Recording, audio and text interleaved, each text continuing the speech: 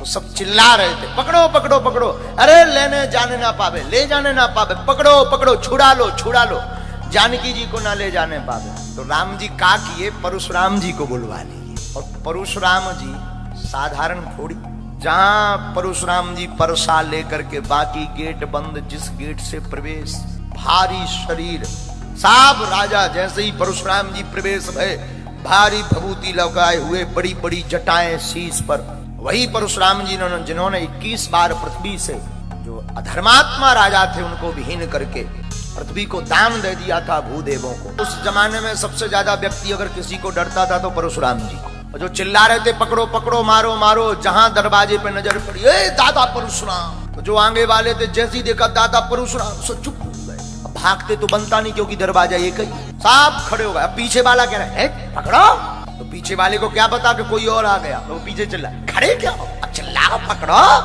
तो धीरे से इशारा, दादा परशुराम, सबकी नजर गई जब, दादा परशुराम दादा परशुराम। जाते तो बनता नहीं, भागते बनता नहीं, क्या किया जाए, सबके दिमाग खराब।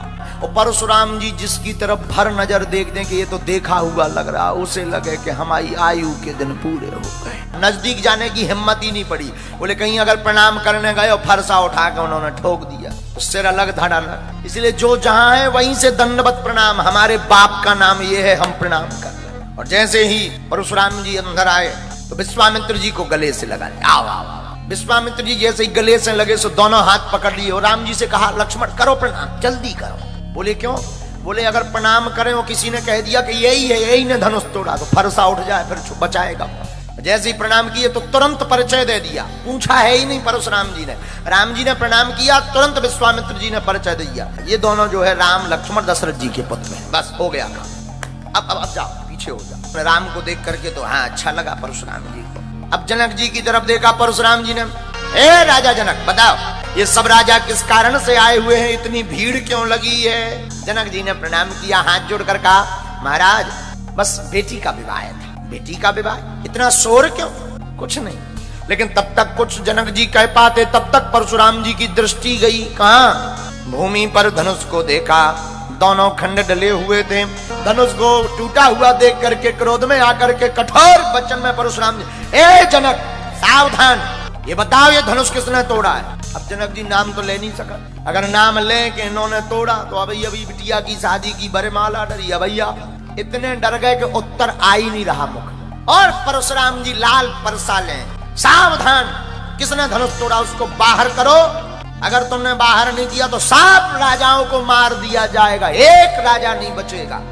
अब राजा सब और डराने लगे, कंपन वाइब्रेशन शुरू होगा बॉडी में, सब राजन को बोले ले हो जैसे तैसे। अब बची सोचे भाई साहब आ गए। अब राजा आपस में बात करें, हमने पहले ही कही थी अब भग चलो, अब तुम ही नहीं गए, देखो भी आ गए, बेकार सब राजा मारे जाए। दूसरे बोले चुप रहो, दादा परशुराम है, ज्यादा बोलो ही मत। सब बड़े चिंता में कि अब क्या होगा क्या होगा क्या होगा।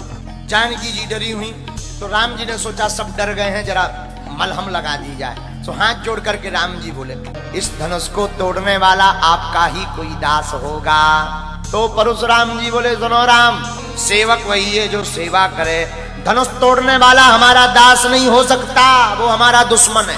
ये शंकर जी का धनुष है, कोई साधारण थोड़ी है। लक्ष्मण जी राम जी से बोले ये तुम्हारे विषय के नहीं है, ये हमारे विषय के हैं, इनको हम समझाएंगे, आप बैठो। राम जी बोले आफत मत करवाओ। अरे लक्ष्मण जी बोले जो जैसी भाषा समझता है उसको वैसी बात करनी चाहिए, ये तुम्हारी पढ़ाई वाले नहीं, आप बैठो, इनको हम समझाते हैं। अब राम जी ने कहा देखो ज्यादा लफड़ाना हो जाए। लक्ष्मण जी बोले आप चिंता न करो, इनको हमारी भाषा समझ। तो राम जी को बैठा दिया। अब लक्ष्मण जी मुस्कुरा गए, जय हो मुनि, जय हो परशुराम दादा की। और जैसे ही मुस्कुराए, अपमान करते हुए परशुराम जी का भरी सभा में लक्ष्मण जी बोले सरकार बचपन में हमने बहुत से धनुष तोड़े, पर आपने ऐसी गुस्सा आज तक नहीं की, पहली बार इतनी गुस्सा कर। इस पुराने धनुष पे आपकी कौन सी ममता आ गई? ये पुराना धनुष था, छुअत ही टूट गया, तोड़ा नहीं है। लक्ष्मण जी की बातें सुनकर परशुराम जी का पारा और गर्म हो गया। लक्ष्मण जी ने हाथ जोड़ के पूछा अच्छा जो बताओ धनुष तुम्हारा है? परशुराम जी बोले नहीं, शंकर जी का। अच्छा तो शंकर जी ने तुम्हें दिया? नहीं। किसको दिया? जनक जी को। जनक जी ने तोड़वा लिया, तुम क्यों टूटे जा रहे? लक्ष्मण जी की इतनी बातें सुनकर के क्रोध में भर गए। हे बालक, तू लगता है काल के वशीभूत है, तेरी मौत नजदीक आ गई। ये कोई साधारण धनुष नहीं है, शंकर जी का धनुष है। लक्ष्मण जी बोले देखो हम महाराज जी धनुष के बारे में ज्यादा तो जानते हैं, हमें तो सब धनुष एक से नजर आ गए। आपको ज्यादा दिक्कत है 2-4 धनुष और बनवा दें, इससे अच्छे बनवा दें, बड़े बनवा दें, डिजाइन वाले बनवा दें। परशुराम जी ने परसा उठाया, अब नहीं तुझे कोई बचाएगा। लक्ष्मण जी बोले जय हो। लक्ष्मण जी बोले सुन तो छूते ही टूट गया, इसमें रघुनाथ जी का कोई दोष नहीं है। हाथ में परसा लेकर के परशुराम जी मारे क्रोध के भर गए, बोले तुम हमें नहीं जानते। लक्ष्मण जी बोले जानते तो हैं, देखा हमने, अभी अभी तो परिचय बताया आप परशुराम हो। अरे बोले हमको नहीं जानते, हम वो परशुराम हैं कि हमने 21 बार क्षत्रिय कुल शत्रुओं को विनाश कर दिया। विश्व भर में विख्यात सहस्त्रबाहु की भुजाओं को काटने वाला हमारा परसा है, तो हमको जानते नहीं, हम काट देंगे। महाराज जी आप ये जो परसा दिखा रहे हैं ना, इससे हमारा कुछ नहीं बिगड़ना है। आप बातें तो इतनी लंबी लंबी कर रहे कि भूख से पहाड़ उड़ाना चाह रहे। अब परशुराम जी को कोई इतनी बात कह दे और आग लग गई। अंततो गत्वा परशुराम जी विश्वामित्र की तरफ देख करके बोले बाद में हमें तुम दोष मत देना, इसका वध निश्चित है। राम जी ने सोचा कि इन्होंने तो ज्यादा बैटिंग कर, सच में ना मामला गड़बड़ा जाए, कहूँ आफत हो जाए। तो राम जी तो बड़े सरल हैं, राम जी की वाणी सुन करके परशुराम जी का क्रोध शांत हुआ। हाथ जोड़ करके राम जी आप बालक पर कृपा करो। बानरों का और बालक का महाराज एक ही स्वभाव होता है। आप तो परम ज्ञानी हो, महात्मा हो, मुनि हो, आपका तो इतना बड़ा नाम परशुराम, हमारा तो छोटा सा नाम राम। बालक को छोड़ो, पहले तो क्रोध में थे, राम जी ने कुछ बातें कही तो क्रोध शांत हुआ, और जैसे ही क्रोध शांत हुआ सोई लक्ष्मण जी राम जी के पीछे आके भौएं टेढ़ी गए, कहो बाबा जी।